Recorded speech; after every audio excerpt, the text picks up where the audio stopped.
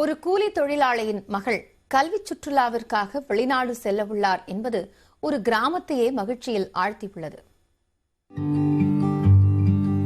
திருவாரூர் மாவட்டம் கல்யாண மகாதேவி கிராமத்தில் ஊராட்சி ஒன்றிய நடுநிலைப் பள்ளி உள்ளது. இப்பள்ளியில் 130க்கும் மேற்பட்ட மாணவர்கள் கல்வி கற்று வரும் நிலையில் பள்ளியின் அடையாளமாக உருவெடுத்துள்ளார் பூந்தாடங்குடி கிராமத்தைச் சேர்ந்த மாணவி சாதனா.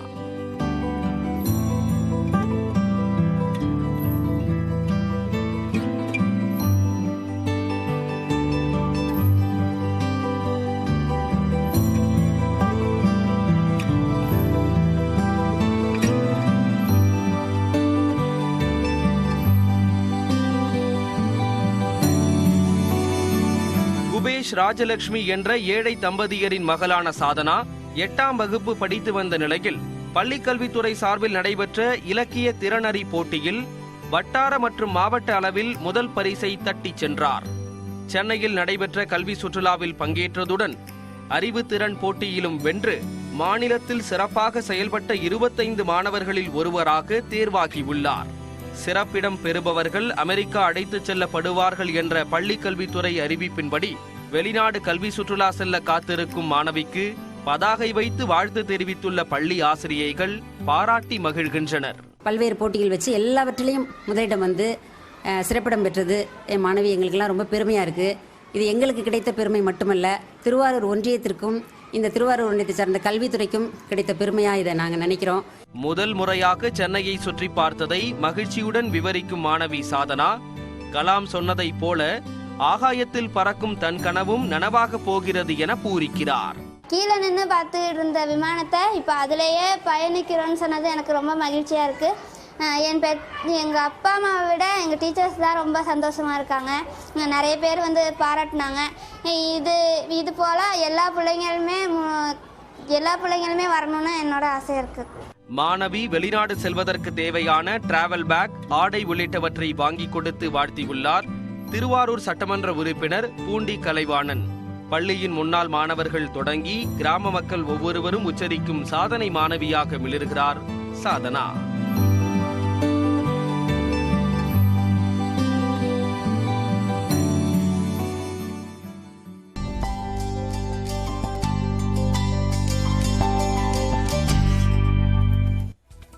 தொடர்ந்து நம்ம ஒரு செய்திகளை பார்க்கலாம். கூவாகம் கூத்தாண்டவர் கோயில் சித்திரை திருவிழா சாகை வார்த்தல் நிகழ்ச்சியோடு தொடங்கியது. மகாபாரதத்தை நினைவு கூறும் வகையில் கள்ளக்குறிச்சி மாவட்டம் உளுந்தூர்பேட்டை அருகே உள்ள கூவாகம் கிராமத்தில் அமைந்துள்ளது உலக புகழ்பெற்ற கூத்தாண்டவர் கோயில். சித்திரை திருவிழாவை ஒட்டி 7 கிராமங்களைச் சேர்ந்த பொதுமக்கள் தங்கள் வீடுகளில் இருந்து கூழ் மற்றும் கஞ்சி கூடங்களுடன் மேளதாளங்கள் முழங்க ஊர்வலமாக கொண்டு வந்து கூத்தாண்டவர் கோயில் அருகே உள்ள அம்மன் கோயிலில் மாவிளக்கு ஏற்றி படையலிட்டனர். முக்கிய நிகழ்வான சாமி திருக்கண் திறந்தல் மற்றும் தாலி கட்டுதல் நிகழ்ச்சி மே 2ஆம் தேதி நடைபெறுகிறது.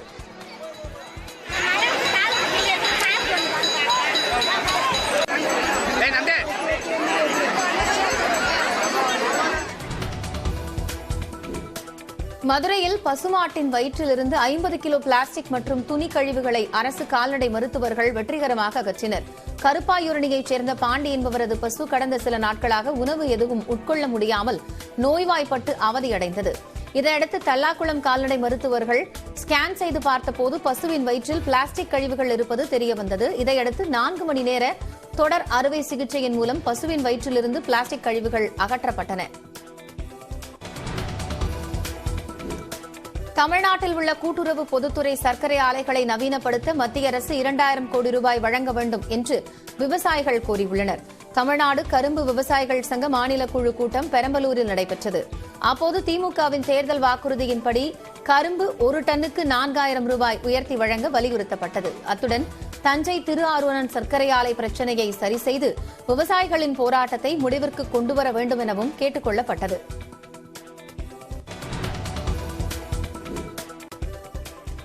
திண்டிவனத்தில் திமுக கவுன்சிலர் வீட்டிலிருந்து 4375 லிட்டர் சாராயம் பறிமுதல் செய்யப்பட்டுள்ளது. நகராட்சியின் 20வது வார்டு கவுன்சிலராக உள்ள ரம்யாவின் கணவர் மருவூர் ராஜா. இவர் சாராயம் பதுக்கி விற்பனை செய்வதாக கிடைத்த தகவலின் பேரில் அவரது வீட்டில் காவல்துறையினர் சோதனை நடத்தினர். அப்போது 35 லிட்டர் கொள்ளளவு கொண்ட 125 கேன்களில் பதுக்கி வைக்கப்பட்டிருந்த சாராயத்தை பறிமுதல் செய்ததோடு மருவூர் ராஜாவையும் கைது செய்தனர்.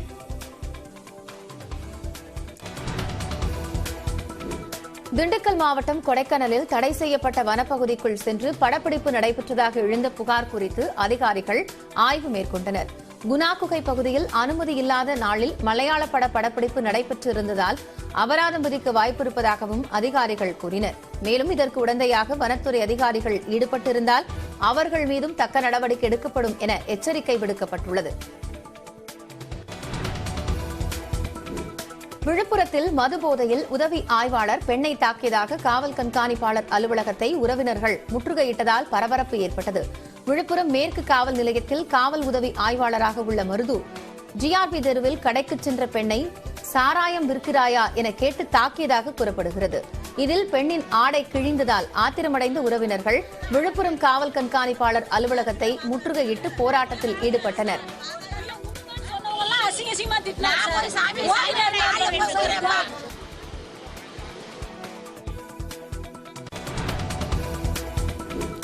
தர்மபுரி மாவட்டம் நல்லம்பள்ளி அருகே உள்ள கருப்பையனஹள்ளியில் உள்ள பயில் மாரியம்மனுக்கு பாலபிஷேகம் நடைபெற்றது.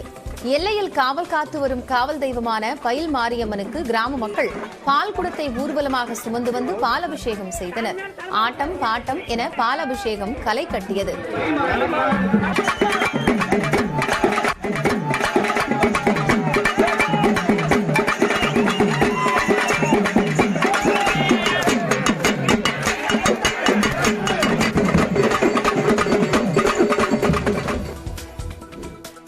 திருவள்ளூர் மாவட்டம் ஆண்டார்குப்பம் ஊராட்சியில் அதிமுக வடக்கு மாவட்ட தகவல் தொழில்நுட்ப பிரிவு நிர்வாகிகளின் ஆலோசனைக் கூட்டம் நடைபெற்றது.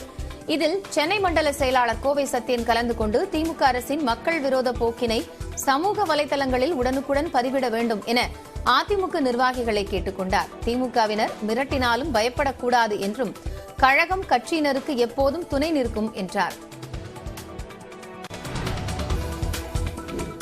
திண்டிவனம் நகரி இடையேயான ரயில் பாதை திட்டத்திற்கு கையகப்படுத்தப்படும் நிலத்திற்கு குறைந்த இழப்பீடு வழங்கும் முயற்சி நடைபெறுவதாக விவசாயிகள் குற்றம் சாட்டியுள்ளனர். இத்திட்டம் தொடர்பாக திருவண்ணாமலை மாவட்டம் ஆரணி கோட்டாட்சியர் அலுவலகத்தில் நடைபெற்ற கூட்டத்தில் இதுகுறித்து பேசிய விவசாய சங்கத்தினரை காவல்துறையினர் குண்டுக்கட்டாக தூக்கிச் சென்று அப்புறப்படுத்தினர்.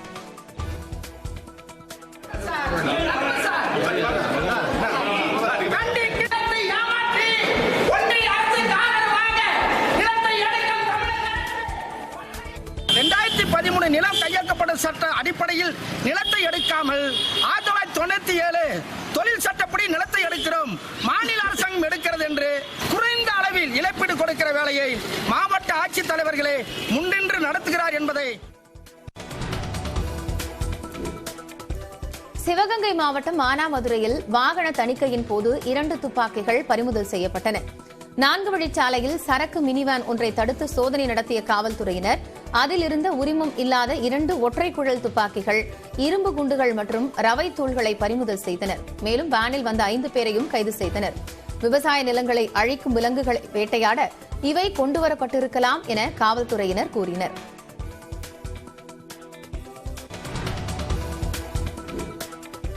சென்னை எண்ணூர் பகுதியில் கொசஸ்தலை ஆற்றில் மீண்டும் மஞ்சள் நிற கழிவுநீர் கலந்ததால் மீனவர்கள் அதிர்ச்சியடைந்தனர்.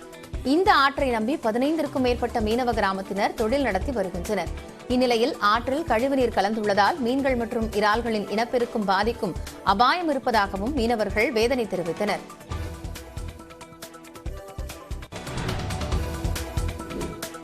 நெல்லை அரசு மருத்துவமனையில் இதய நோயால் பாதிக்கப்பட்ட 11 சிறார்களுக்கு 3 மணி நேரத்தில் சிகிச்சை அளித்து மருத்துவர்கள் சாதனை படைத்தனர். இதய நோயால் பாதிக்கப்பட்ட குழந்தைகள் சிறப்பு முகாம்கள் மூலம் கண்டறியப்பட்டு நெல்லை அரசு பன்னோக்கு மருத்துவமனைக்கு கொண்டுவரப்பட்டனர். பின்னர் இதயவியல் துறை தலைவர் ரவீந்திரன் எட்வின் தலைமையிலான குழுவினர் கடந்த 13ஆம் தேதி 11 குழந்தைகளுக்கு அறுவை சிகிச்சையின்றி 3 மணி நேரத்தில் நவீன முறையில் சிகிச்சை அளித்து சாதனை படைத்தனர்.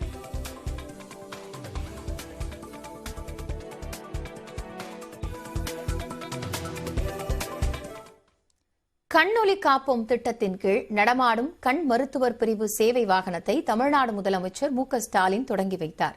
இந்த திட்டத்தின் செயல்முறை குறித்து விளக்குகிறது இந்த தொகுப்பு. தமிழ்நாட்டில் சுகாதாரத்துறையால் கண் பார்வை இழப்புகளுக்கான காரணங்களை ஆராயும் பொருட்டு ஆய்வு நடத்தப்பட்டது. இதில் 0.33% மக்கள் மருத்துவர், பொறியாளர்கள் மற்றும் IAS, IPS போன்ற அதிகாரிகளாக அதிக அளவில் உருவாக வேண்டும் என்று ஆளுநர் RN ரவி வலியுறுத்தியுள்ளார். ராமநாதபுரம் மாவட்டத்தில் 2 நாள் சுற்றுப்பயணம் மேற்கொண்டுள்ள ஆளுநர் நேற்று மாலை தேவிப்பட்டினம் நவபாஷானா கோயிலுக்கு சென்றார். அங்கு புரோகிதர்கள் அவருக்கு பூரண கும்ப மரியாதை வழங்கினர். பின்னர் கடலடைத்த பெருமாள் கோயிலில் சுவாமி தரிசனம் செய்தார். அப்போது அங்குள்ள சிறுவர்கள் சிலம்பம் சுற்றி ஆளுநருக்கு வரவேற்பு அளித்தனர். அதைத் தொடர்ந்து கோயில் அருகே அமைந்துள்ள திருமண மண்டபத்தில் ஆளுநர் RN ரவி மீனவ பிரதிநிதிகளை சந்தித்தார். அப்போது அங்கு பள்ளி குழந்தைகளின் யோகா செய்து அசத்தி அதனையும் கண்டு ரசித்தார்.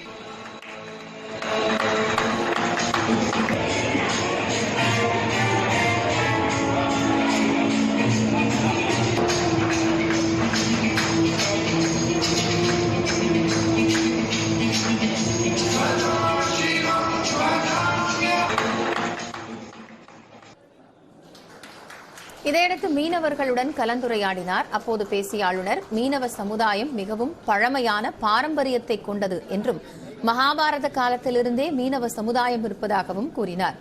மேலும் நாட்டின் பொருளாதார மேம்பாடு, வளர்ச்சிக்கு மீனவர்களின் பங்கு முக்கியமானது என்றும் வரும் காலங்களில் கடல் உணவு மிக முக்கிய உணவாக இருக்கும் என்றும் தெரிவித்தார். அத்துடன் மீனவ சமூகத்தைச் சேர்ந்த மாணவர்கள் பல்வேறு துறைகளிலும் தடம் பதிக்க வேண்டும் என்றும் வலியுறுத்தினார்.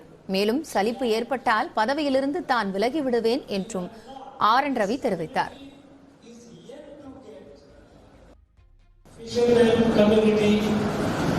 How many doctors, how many engineers, how many professors, how many IAS, IPS officers from fisherman community, and I think our representation is very low. At the same time, I would like to see many of our young boys and girls from fisherman community doing well in life, even in other fields. Today, when our country is moving forward, it is moving forward with a clear sense that in the next 25 years, India has to be a fully developed, self-reliant nation.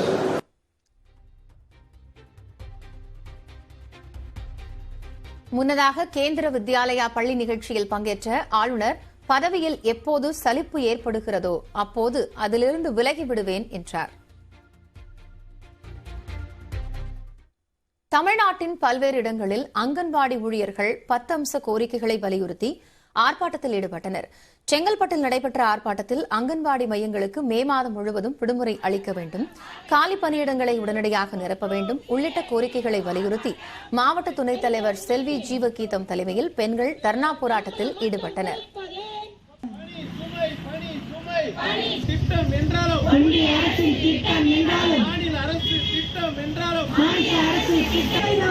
Perambalur மாவட்ட ஆட்சியர் அலுவலகம் முன்பு நடைபெற்ற போராட்டத்தில் 10 குழந்தைகளுக்கும் குறைவாக இருக்கும் பிரதான மையங்களை மினி மையமாக்குவதையும், 5 குழந்தைகளுக்கு குறைவாக இருக்கும் மினி மையங்களை பிரதான மையத்தோடு இணைக்கும் திட்டத்தையும் கைவிட வேண்டும் என முழக்கங்களை எழுப்பினர்.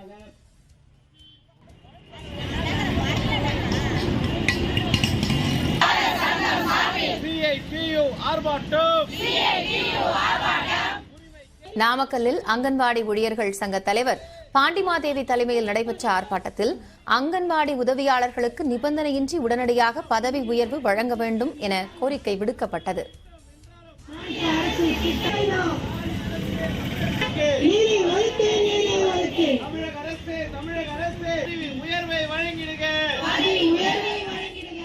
தென்காசியில் தமிழ்நாடு அங்கன்வாடி ஊழியர்கள் மற்றும் உதவியாளர்கள் சங்கம் சார்பில் ஆர்ப்பாட்டத்தில் ஈடுபட்டனர். புதிய பேருந்து நிலையம் முன்பு நடைபெற்ற இந்த ஆர்ப்பாட்டத்தில் 10 அம்ச கோரிக்கைகளை வலியுறுத்தி கண்டன முழக்கங்கள் எழுப்பப்பட்டன.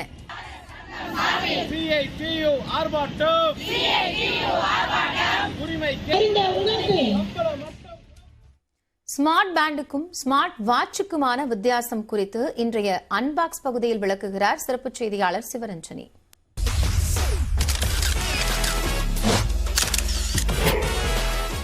ஸ்மார்ட் பேண்ட், ஸ்மார்ட் வாட்ச், இது ரெண்டுத்துக்கும் முக்கிய வித்தியாசம் ஸ்மார்ட் பேண்ட் டெடிகேட்டடான ஃபிட்னஸ் ட்ராக்கர். அதாவது நம்ம உடற்பயிற்சிகளை கண்காணிக்கக்கூடிய ஒரு கருவி. சென்சார்கள் மூலமா நம்மளோட உடல் அசைவுகளை பதிவு பண்ணி போனுக்கும் அந்த டேட்டாவை அனுப்பிடும். அதுவே ஸ்மார்ட் வாட்ச் அப்படிங்கிறது நம்ம ஸ்மார்ட் போனோட ஒரு எக்ஸ்டென்ஷன் சொல்லலாம். போனோட உதவியோட நமக்கு ஃபிட்னஸ் ட்ராக்கராகவும் பயன்படுது. இந்த ரெண்டுமே நம்மளோட இதய துடிப்பு சீரா இருக்கான்னு கவனிச்சு சொல்லும். நம்மளோட உடற்பயிற்சி பண்ணும்போது எவ்வளவு கேலரிகள் பர்ன் பண்றோம்னு சொல்லும். தவிர நாம எத்தனை ஸ்டெப்ஸ் நடக்கிறோம்னு சொல்லும். ஸ்மார்ட் வாட்ச்ல கூடுதலா நம்ம போனுக்கு வர கால்ஸ வாட்ச் மூலமாவே அட்டென்ட் பண்ணி பேசலாம், மெசேஜுக்கு ரெஸ்பாண்ட் பண்ணலாம், எல்லா நோட்டிபிகேஷன்ஸும் வரும். சில நல்ல வாட்ச்கள் போன் தூரமா இருக்கும் போதும் கூட நமக்கு இந்த சேவைகளை வழங்கும். அதுவே ஸ்மார்ட் பேண்டோட சாதகம்னு பார்த்தா இதோட விலை பெரும்பாலும் குறைவுதான். பேட்டரி லைஃபும் அதிகம். காரணம் ஸ்மார்ட் வாட்ச்ல பெரிய டிஸ்பிளே இருக்கிறதுனால பேட்டரி சீக்கிரம் போயிடும்.